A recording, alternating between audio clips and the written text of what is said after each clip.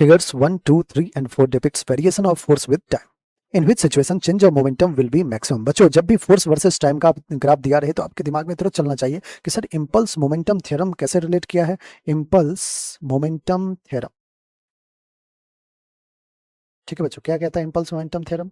कहता है कि जो इम्पल्स होगा which is integral of force F D T which is equals to integral of f dt is equals to change in momentum delta p. Alright, so हमने change in momentum ही पूछा है। अब कहोगे सर ये integral f dt ये तो area under force और time graph है।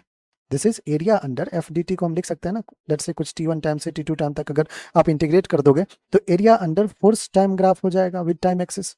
ऑलराइट, तो अब हमें क्या करना है, अगर एरिया मैं फाइंड कर लूं हर एक का और मैं ये बता सकता हूं कि किस में जो है मैक्सिमम होगा किस में मिनिमम होगा, जिसका एरिया मैक्सिमम उसका चेंज इन मोमेंटम भी मैक्सिमम होगा, जिसका एरिया मैक्सिमम उसका चेंज इन मोमेंटम भी मैक्सिमम होगा। आइए बच्चों फर्स्ट के लिए देखते हैं, फर्स्ट फिगर का एरिया क्या हो जाएगा 1 इंटू 0.25 दैट इज 0.25।